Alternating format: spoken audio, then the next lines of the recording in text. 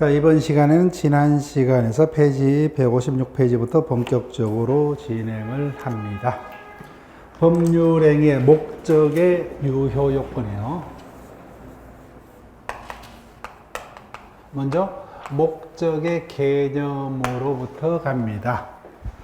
법률행위란 매매 등 자신들이 원하는 들의 법률 효과를 발생케 하는 원인을 통틀어서 법률행위라 합니다. 그때 법률행위의 목적이란 자신들이 당해 법률행위를 통해서 달성코자 하는 그 법률 효과를 목적이라 합니다. 다른 말로 법률행위 내용이라고도 합니다. 다만 목적과 목적물은 다릅니다. 이 부분을 본격적으로 어떤 구분하는 문제는 치러진 바가 없어요. 그런데 한번 구분해 볼게요. 가벌간에 매매가 있었다, 그죠? 매매는 대표적인 법률행위 맞죠? 근데 매매를 통해서 원하는 바가 뭐죠? 소유권 획득이죠. 소유권 획득이 그 법률행위의 목적에 해당합니다. 근데 그 매매 대상은 뭐요? 토지도 될 수 있고, 건물도 될 수 있고, 자동차도 될 수가 있다, 그죠? 이와 같은 법률행위의 대상을 목적물이라 합니다. 그래서 목적물과 뭐요? 목적은 다릅니다. 매매의 목적은 뭐요? 그 목적물의 소유권 획득이 목적이고 그 매매 대상을 목적이라 합니다. 그래서 구분됩니다. 그래서 목적물은 다 다르지만 목적은 뭐요? 그에 대한 소유권 획득이 목적, 동일합니다. 그래서 목적과 목적물은 차이가 납니다. 그래서 법률행위가 유효하게 성립하려면은 목적은 반드시 존재해야 됩니다.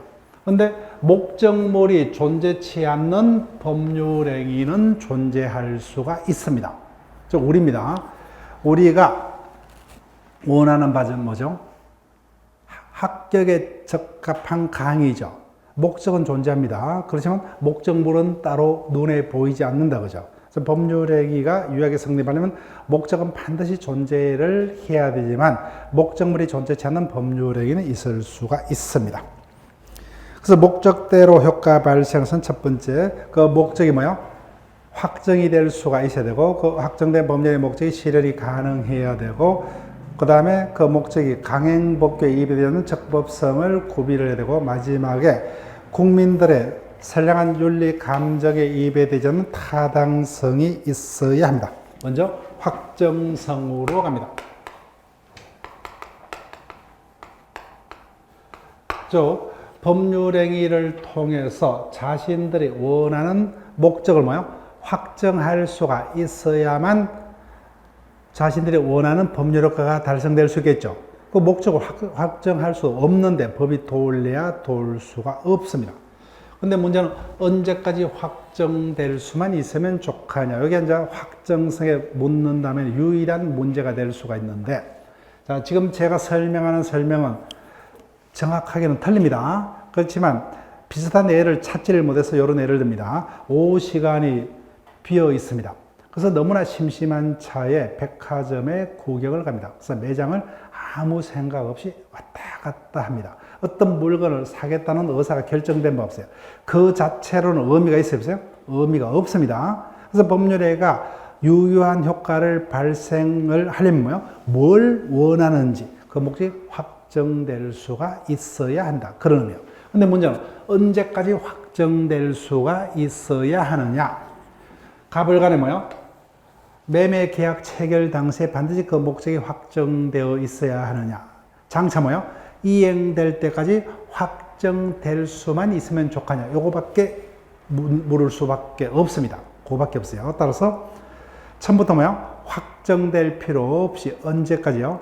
이행기까지 확정될 수만 있으면은 문제가 없습니다. 따라서 이행기까지도 확정될 수가 없다면 그 법률행위는 무효가 됩니다. 자, 그 부분을 기억하시면 되고. 그 다음, 확정의 문제는 끝났다, 그죠? 그 다음에 확정된 법률행위가 유효하려면은 그 목적이 뭐예요? 가능해야 됩니다. 그 목적 달성이.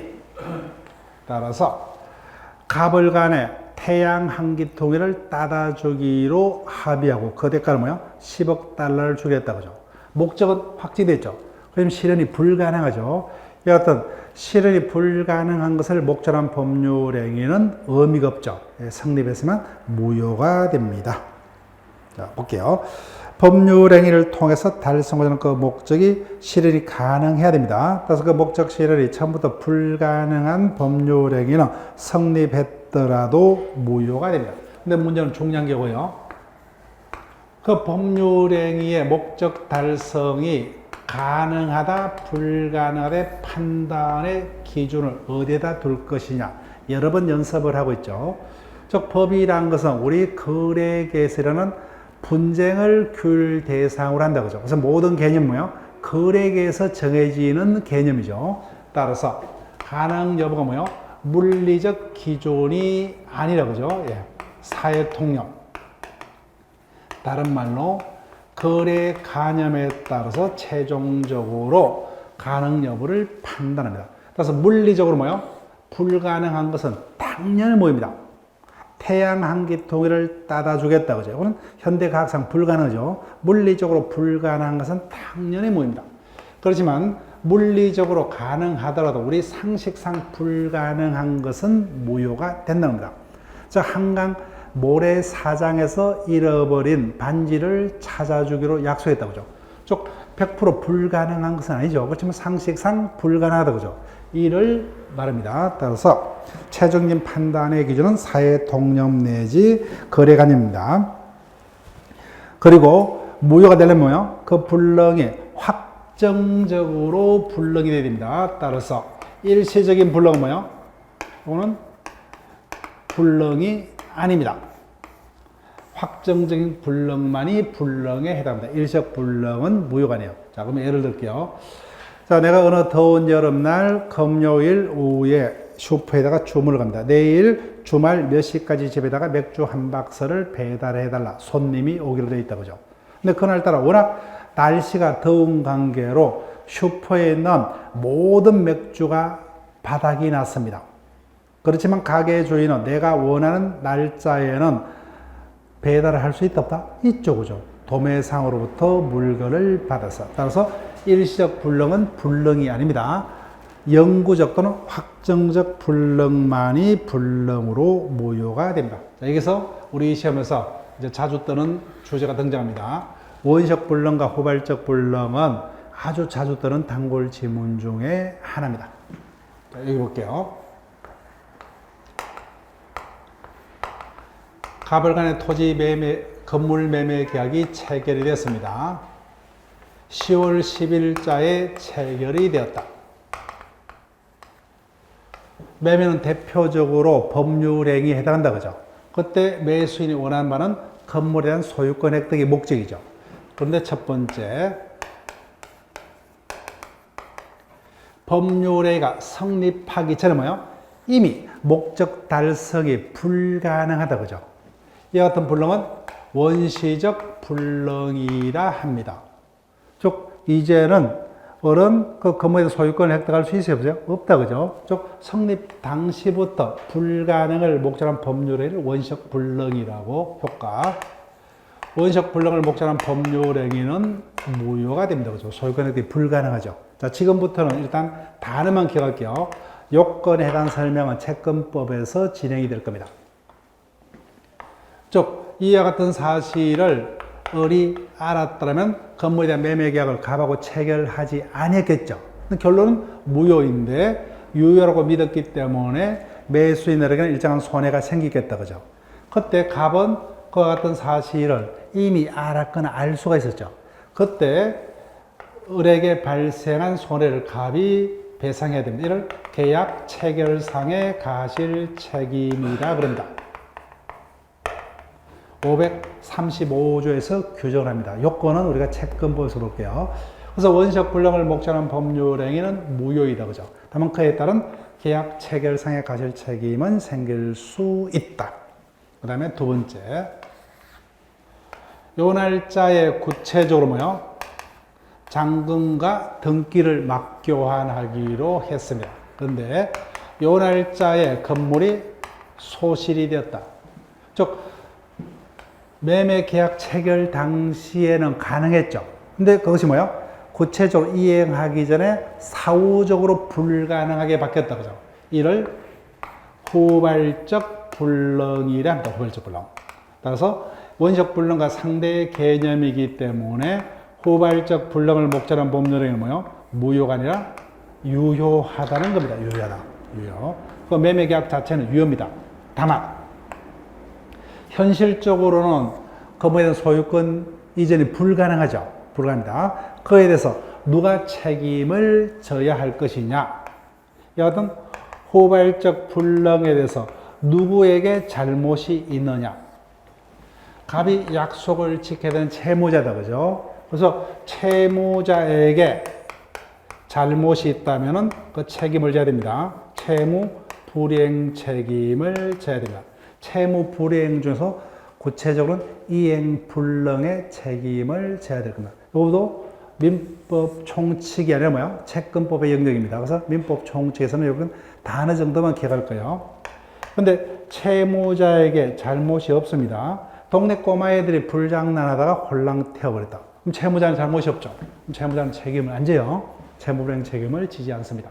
그때 이 경우 매수인은 원래 약속대로 대금을 매도인에게 지급을 해야 되느냐. 이와 같은 문제를 위험의 부담 문제라고 537조 이하에서 규정을 둡니다.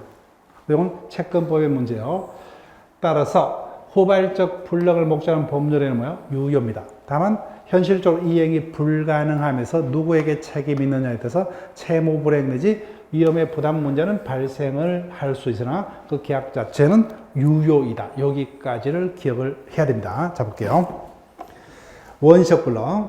원시적 불능과 후발적 불능을 나누는 기준은 뭐예요? 법률행위 성립시를 기준한다. 그죠?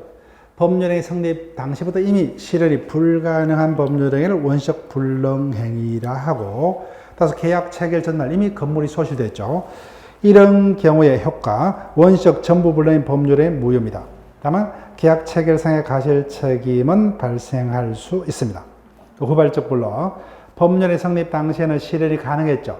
그런데 그 이후에 사후적으로 불가능하게 된 것을 후발적 불능이라 하고, 계약 체결 이후에 뭐요? 건물이 소실됐다. 그죠? 이런 경우에는 계약 자체는 유효입니다. 다만 구체적으로 누구에게 잘못이 있냐에 따라서 채무 불이행 내지 위험의 부담 문제는 생길 수 있다. 그 부분의 문제는 채권법의 문제입니다. 민법 총칙 그 제목 정도면요. 그 다음 나머지 개념들을 설명을 드릴게요. 갑을간에 건물 매매와 토지 매매가 있었다. 그죠? 즉 매매가 2개 이상 있었죠. 그죠? 2개 이상. 그때 그 모두가 불능을 뭐요? 전부 불능이라 합니다. 근데 문제는 건물만이 소실됐어요. 그래서 건물에 대한 소유권 이전은 불가능하다. 그죠? 근데 토지는 넘길 수 있죠. 이런 뭐요? 일부 불능이라 합니다. 자세한 것은 우리가 무효 파트에서 일부 무효 파트에서 배울 거예요. 여기서는 손 안 대대요. 그래서 이와 같은 일부 불능에 따른 법률 효과는 어떻게 될 것이냐. 원칙적으로 뭐요? 일부 불능의 경우는 나머지 뭐요? 토지 매매까지 무효, 전부 무효임을 원칙으로 합니다. 다만 당사자가 당에 무효 부분이 없었더라도 뭐요? 나머지 부분의 법률행위는 여전히 했을 것이다. 그와 같은 가상적 의사가 인정되면 일부 무효에도 불구하고요, 나머지 부분의 법률행위는 그대로 유효합니다. 이를 일부 무효의 법리라고 우리가 무효 파트에서 다시 배웁니다. 여기서는 그대로 넘어가시면 돼요. 그 다음에 나머지 사실상 불능과 법상의 불능도 이에 따른 어떤 문제는 출제가 안 될 거예요. 자, 여기 볼게요. 건물 매매가 있었습니다. 근데 구체적으로 뭐요? 건물이 홀라당 불타버렸어요. 소실됐다. 그죠? 그래서 불가능하죠. 이행이. 이를 사실상의 불능이라 합니다. 사실상 불능. 근데 건물 매매가 있었다. 근데 건물은 불 안 탔어요. 근데 그 건물이 무너집니다. 우리가 물건 분류 파트에서 봤다. 그죠? 이 같은 문화재 등은 거래 객체가 될 수 있다 없다? 없죠. 그죠? 금재물. 그래서 법에서 거래가 금지되죠. 이런 뭐요? 법상의 불능이라 합니다. 사실상 불능과 법상의 불능 구별 실익이 없어요. 둘 다 무효가 됩니다. 자, 그 다음에 넘겨볼게요. 객관적 불능과 주관적 불능이 있어요. 자, 건물이 홀라당 불탔습니다. 그럼 누구도 뭐요? 건물에 대한 소유권을 타방에게 이전이 불가능하죠. 이를 객관적 불능이라 합니다. 자, 갑이 뭐요? 을에서 건물을 매도했습니다. 근데 등기를 넘기기 전에 뭐요? 갑이 다시 벽에 건물을 이종으로 매도하고 등기를 넘겨줘 버렸어요.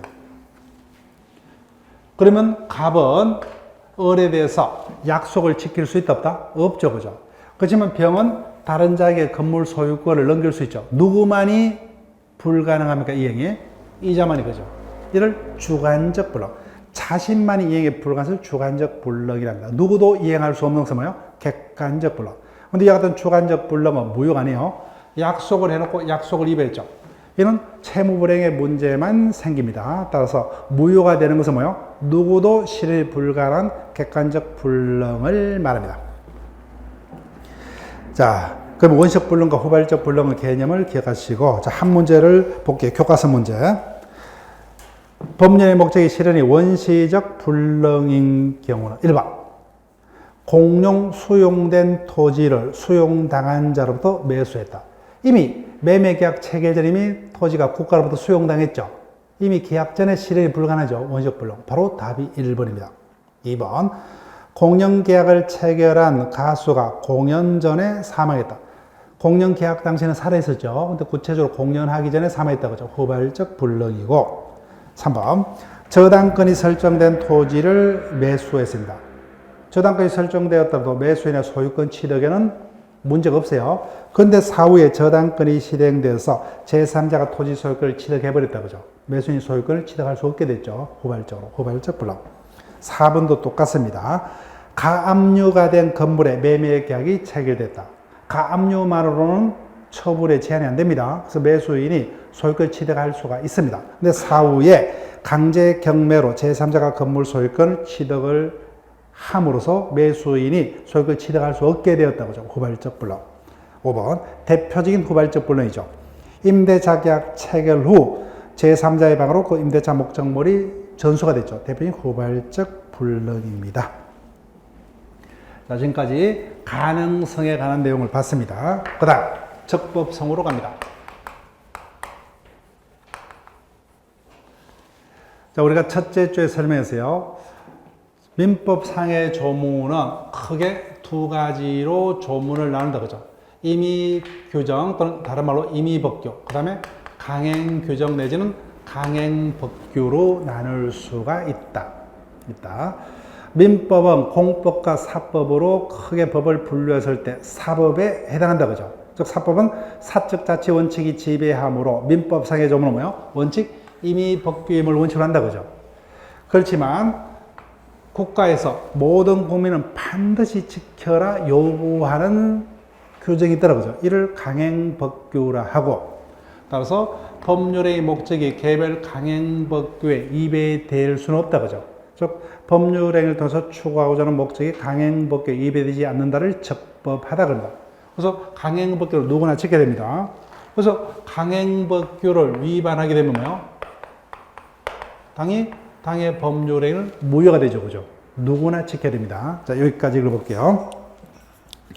법률행위를 통해서 달성하는 그 목적이 적법해야 됩니다. 이때 적법이란 법률의가 개별 강행법규에 위배되지 아니한다를 적법하다 그럽니다. 그래서 아무리 사적 자치가 민법의 원칙이지만 강행법규는 누구나 지켜야 되죠. 강행법규 위반한 법률행위는 누구에게나 무효이고 절대로 뭐요? 추인이 인정되지도 않는다, 그죠?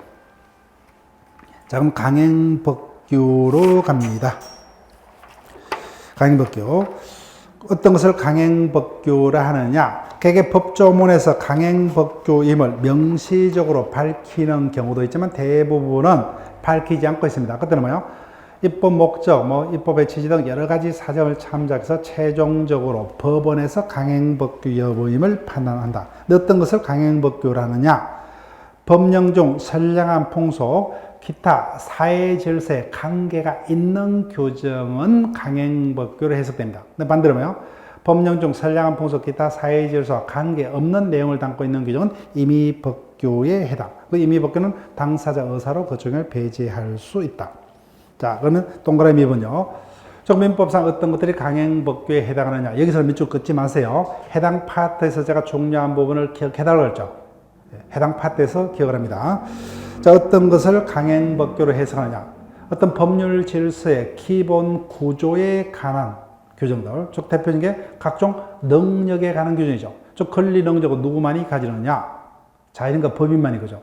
이를 당사자 합의로 다른 자기도 권리 능력을 인정할 수 있다면 어떤 사회생활에 혼란을 가져오겠죠. 그래서 이와 같은 기본 질서에 관한 제도들은 강행법규로 해석됩니다. 그래서 각종 능력, 법인제도, 소멸시효에 관한 민법 규정은 강행법규로 해석이 되고, 그 다음 두 번째 줄, 어떤 국민들의 건전한 윤리 감정에 입이되는 법률 행위는 효력을 인정할 수 없다. 그죠? 어떤 반사회 질서에 관한 규정 등은 강행법규로 해석되고, 그 다음에 소유권 등 물건은 배타적 지배권으로 되어 있다. 그죠? 근데 자기들 멋대로 물건의 종류와 내용을 만들 수 있다면 물건의 속성인 배타적 지배권성을 간철을 시킬 수가 없게 됩니다. 그래서 물건의 종류와 내용은 법에서 인정해서 한정할 필요가 있다. 그래서 물건법 정죄를 채택하는 물건법은 강행법규로 되어 있고, 그 다음에 거래 안전에는 유가증권에 관한 규정들, 그 다음에 일부 일처제를 기본한 가족법에 관한 규정들이 강행법규에 해당합니다. 자, 옆 페이지로 옵니다. 그래서 법은 크게 두 가지 강행법규와 임의법규로 나누는데, 학자들은 뭐요? 다시 강행법규를 효력규정과 단속규정으로 나눠서 설명을 합니다. 이렇게 설명이 일반적이네요. 근데 어떤 학자들은 임의법규, 강행법규, 단속법규 세 가지 종류로 나눠서 설명하는 학자들도 있습니다. 우리는 일반적으로 이렇게 설명합니다. 근데 강행법규 중 우리가 배우는 강행법규는 여기입니다. 그 강행법규 입이 되면 뭐요? 그 법률행위 효과 자체가 무효가 되는 강행법규를 효력규정. 즉 민법상의 강행법규는 다 여기입니다. 그런데 경찰법규에 주로 많습니다. 단속법규는 행위자는 당연히 법에 위배됐기 때문에 처벌이 됩니다. 그렇지만 행위 자체는 뭐예요? 무효가 아니라 행위 자체는 유효로 취급되는 이와 같은 강행법규를 단속법규라고 경찰법규에 많습니다. 대표적인 예가 허가받지 않고 음식점을 경영을 한다든지 허가받지 않고 뭐예요? 여간업을 하는, 즉 무허가 숙박업 행위 이런 것들이 여기에 해당합니다. 자, 여기까지 볼게요. 효력규정과 단속규정. 그 중에 뭐야? 효력규정은 위반하면 그 법률행위 자체가 무효가 되는 강행법규를 효력규정이라 하고, 단속규정은 처벌은 받지 뭐요? 행위 자체 효과에는 영향이 없는 강행법규를 단속규정이라고, 뭐가 음식점 영업행위 등이 대표적입니다. 그래서 경찰행정법규가 주로 단속법규로 되어 있습니다. 다만부터 우리가 이해를 할게요. 자, 옆반에는 1년 동안 열심히 공부해서 합격하면 어떠한 자격증요? 중개사 자격증이 뜨죠. 세무사, 변호사 등의 행위는 누구만이요? 그 같은 자격시험을 통과한 자만이 영업을 할 수 있다. 그죠? 이같이 법이 특히 엄격한 자격자에 한해서만 영업을 허용하는 경우에 그 명의를 뭐요? 타인에게 대여하는 행위는 효력규정에 반해서 무효입니다. 그래서 정권업, 강업권 등의 영업은 뭐요? 엄격한 자격자만이 영업을 할 수 있고, 그런 자들의 명의 대여 계약은 무효가 됩니다. 그래서 내가 뭐요?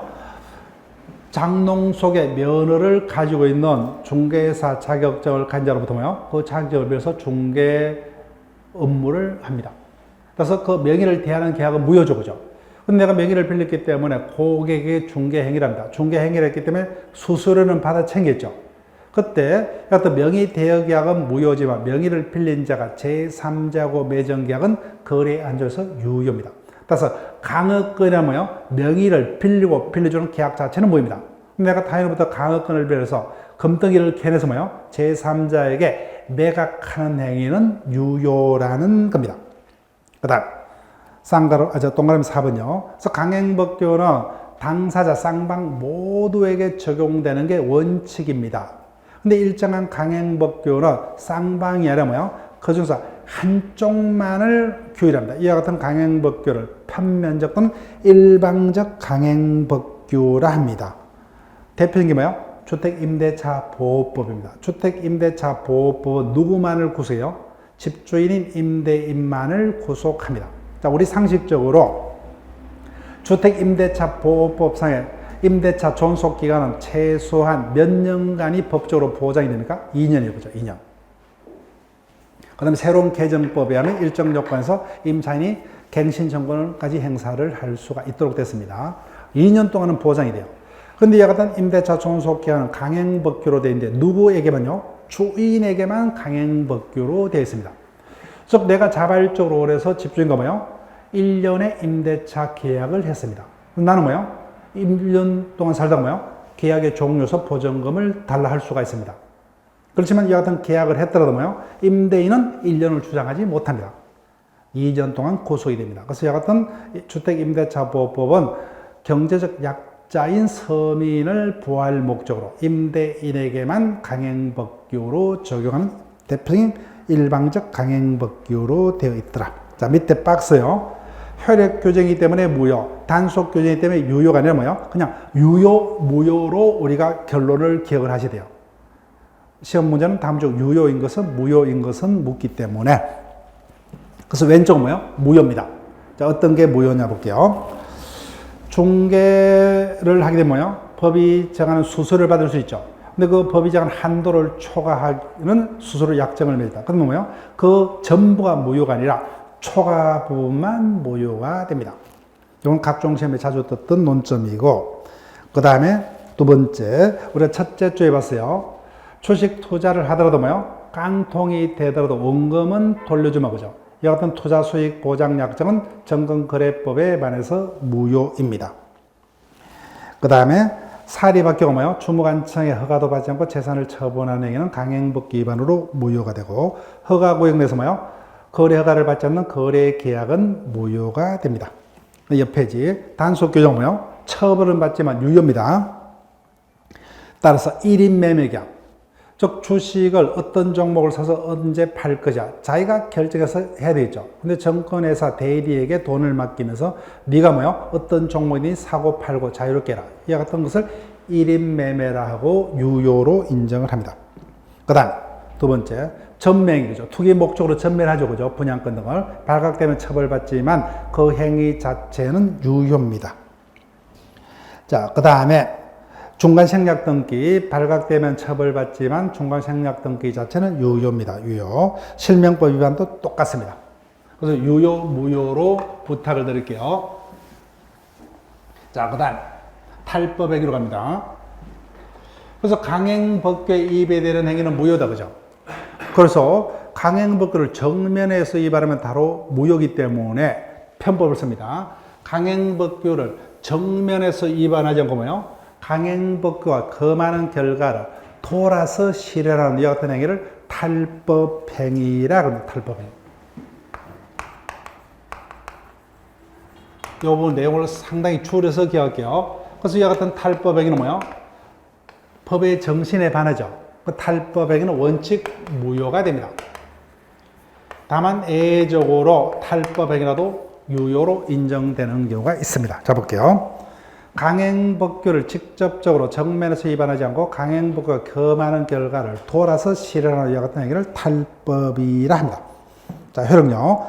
이와 같은 탈법행위는 법의 정신에 반하기 때문에 원칙 무효가 됩니다. 그래서 예컨대 공무원이 퇴직하면 연금 받을 권리가 주어지죠.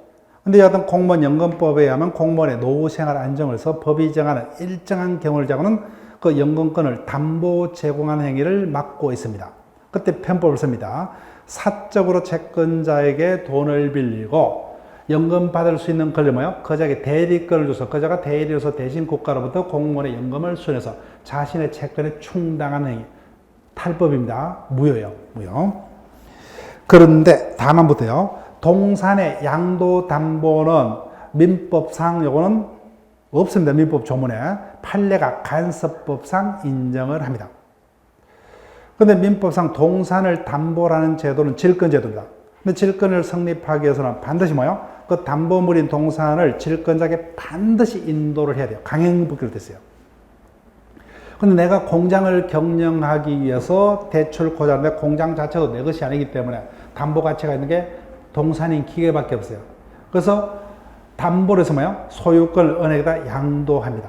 그래서 빌려서 계속해서 사용하는 방식으로 공장을 운영합니다. 명백히 질권의 뭐요? 탈법이지만 여하튼 동산의 양도담보는 판례가 간섭법상의 제도로서 고유성을 인정을 합니다. 자, 결론만 기억하시면 돼요. 감정에다가 호소합니다. 만약에 여하튼 동산의 양도담보제도로 뭐요? 부정한다면은 부동산이 없는 자는 대출 받지 마 하고 똑같죠. 그래서 허용을 합니다. 그래서 결론은요. 탈법에는 원칙적으로 무효지만 여하튼 경우 예외적으로는 유효입니다. 자, 그 다음에 마지막이요. 5번 103조입니다. 103조는 매번 뜹니다. 매번요. 자, 여기 볼게요. 그래서 103조는 제목이 뭐예요? 사회적 타당성. 법조문상의 제목은 어떻게 됐어요? 반사회 질서행위 되어 있죠.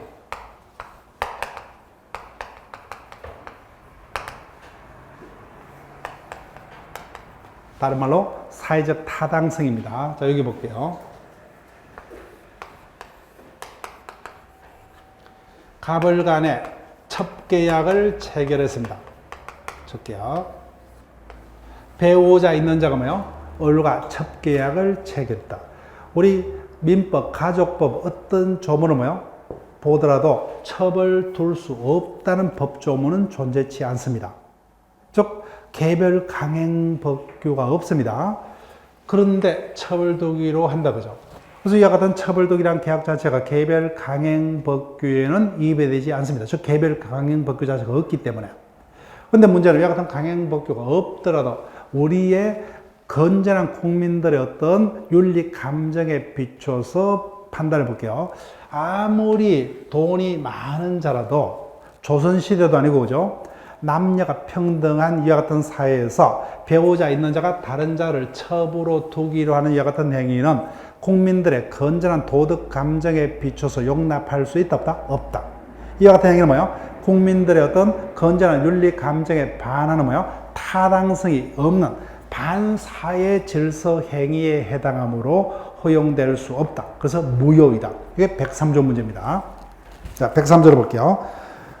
선량한 풍속, 기타 사회 질서에 위반하는 사항을 내용한 법률행위는 무효로 한다. 자, 의를 볼게요. 법규는 임의법규, 강행법규로 나뉜다. 그죠? 우리 첫째 주에 배웠던 걸 떠올려볼게요.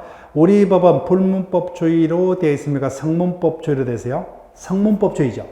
근데 국가가 국민을 하여금 반드시 지켜라. 이와 같은 강행법규를 모두 완벽하게 구비한다고 해서 불가능하죠. 그죠? 불가능합니다. 그래서 법률에가 개별적 강행법규에는 위배되지 않더라도 그것이 국민들의 건전한 윤리 감정이 선량한 풍속 등에 위반하는 것은 뭐야? 허용할 수 없다. 그죠? 그래서 이와 같은 위반한 법률에는 무효라다. 이를 103조에서 규정합니다. 취지는 금방 설명드렸죠. 입법 기준상 모든 어떤 반사회 질서행위를 일일이 개별 강행법규로 다 규정한다는 것은 불가능하고 바람직하지도 않습니다. 그 셋째 조 가운데 민법 뭐요? 이와 같은 개별 강행법규가 없더라도 뭐요? 그 시대를 살고 있는 국민들의 건전한 윤리 감정에 비춰서 타당성이 없는 법률은 그 효력을 부정하겠다가 103조의 생명입니다. 자, 그래서 보니까 뭐요? 넷째 줄 일반적이라는 표현이 있죠. 매매든 개별 사건에만 적용되는 규정은 뭐예요? 개별 규정이라고 모든 사건에 다 적용되는 규정은 뭐예요? 일반 규정한다 그죠? 즉 103조는 대표적으로 모든 사건에 적용되는 뭐예요? 대표적인 일반 규정에 해당합니다. 자, 그러면 문제입니다. 이 어떤 반사회 질서 행위에 해당한다 여부가 뭐예요? 판단 기준이 103조로 보니까 뭐예요? 선량한 풍속이다. 그죠? 선량한 풍속. 그 다음에 기타 사회 질서요. 자, 이 부분은 크게 신경 안 써야 됩니다. 기타 사회 질서라는 누구나 공동체로서 반드시 지켜야 될 최소한의 공공의 어떤 질서를 만드는 아주 추상적 개념이죠. 그리고 우리가 이 부분을 이해를 하시면 돼요. 그럼 선량한 풍속이 뭐냐? 선량한 풍속이라 하면은 윤리, 도덕, 감정을 말합니다. 윤리, 도덕. 근데 문제는 이때 윤리, 도덕이라 하면은 인격이 고매한 자들만이 지킬 수 있는 고차원의 윤리를 말하느냐, 누구나 지켜야 하는 최소한의 윤리 수준을 말하느냐, 이게 관건이에요. 근데 법은 아주 뛰어난 인격자들만이 법을 지킵니까? 국가에 존재하는 모든 사람이 다 지켜야 돼요? 후자죠, 그죠? 그러니까 뭐예요? 이때 윤리 수준은 누구나 지켜야 되는 최소한의 도덕 수준을 말합니다. 이것도 뭐예요? 최소한의 국민들의 도덕에 반한 행위는 뭐예요? 허용할 수 없다가 103조에 해당합니다. 자, 그러면 이 부분을 볼게요. 이게 윤리 감정. 이때 수준은 뭐예요? 최소한이라고 씁니다. 최소한의 윤리 감정에 반한지 볼게요. 이 부분은 당연히 이해를 하셔야 되고, 며칠 전에 뭐예요? 옆반에 시험에서도 이 부분 당연히 출제가 되었습니다. 어느 시험에서 매번 출제가 되니까. 자, 볼게요.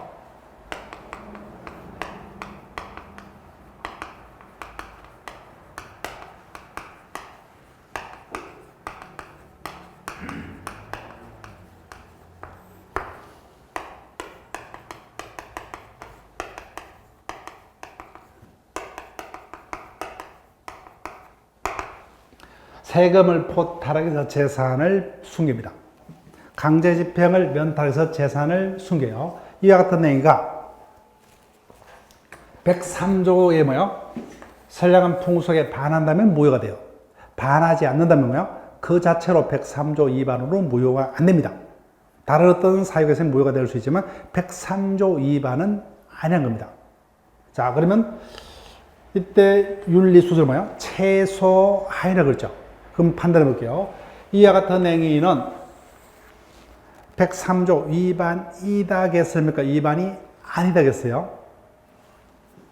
그 수준이 최소한입니다. 그 잣대를 너무 높이 세우면 안 돼요. 자, 우리가 어떤 청문회 등을 보니까 이 문제 대부분의 인사청문회 대상자들이 이 부분을 빠져나가대요? 못 빠져나가대요? 못 빠져나가죠. 즉 우리 사회에서 뭐야? 아주 높은 공직자들도 이 부분을 못 지킨다, 그죠? 대표적인 게 뭐야? 다운계약서 작성, 이런 것들이죠. 부동산 전매기, 그죠? 이런 것들. 따라서 최소한의 수준을 요구하는 게 103조예요. 누구나 지켜야 된다. 그렇기 때문에 이 정도까지는 요구치 않는 겁니다. 따라서 이런 것들은 뭐예요? 103조 위반은 아니라는 겁니다. 103조 위반. 103조 위반으로 무효가 되는 게 아니에요. 자, 그래서 일단 103조 위반 여부는 뭐예요? 선량한 풍속, 윤리가 그 판단 기준입니다. 이때 윤리는 뭐예요? 최소한을 말합니다. 누구나 지켜야 되는. 그래서 우리가 103조는 반드시 출제가 되는데 개별 판례 결론을 최대한 기억을 해야 됩니다. 자, 요령을 말씀드릴게요. 나의 도덕적 잣대를 뭐예요? 너무 높게 잡으면 안 돼요. 누구나 지킬 수 있는 최소한의 도덕적 잣대로 무효 문제를 판단해야 돼요. 어떻게? 대부분 뭐예요? 나의 잣대가 뭐예요? 너무 높기 때문에 이제 우리가 시험에서 틀리죠, 그죠? 그래서 일단 나의 도덕 수준에 맞춰서 뭐예요? 교과서에 있는 개별 판례들이 무효라면은 당연히 뭐예요? 시험장에서 무효를 찾아내겠죠. 내 도덕 수준하고 맞으니까. 근데 어떤 것은 뭐예요? 내 잣대로는 문제가 되는데 판례의 잣대로는 뭐예요? 103조 위반이 아니다는 게 있습니다, 결론. 그럼 뭘 외워야 돼요? 103조 위반이라는 것은 당연히 내 생각하고 같습니다. 나는 윤리적이기 때문에, 그죠? 따라서 내 잣대로 봤을 때는 이거는 103조 위반으로 판단이 되어야 될 것 같은데 판례가 103조 위반이 아니라고 판단한다고, 이런 것들을 정확하게 기억해야 돼요. 103조 위반이 되는 것은 당연히 읽으면 내 생각하고 똑같기 때문에. 그래서 개별 판례는 여기서는 103조 위반이 아니다라는 것을 정확하게 기억하는 식으로, 위반이라는 것은 당연히 가만히 있더라도 나는 골라낼 수 있기 때문에. 자, 볼게요. 2번, 동그라미 2번. 선량한 풍속은 건전한 일반 국민들의 윤리, 도덕, 감정을 말합니다. 자, 그러면 쌍가루 2번으로 갑니다. 판단 기준입니다.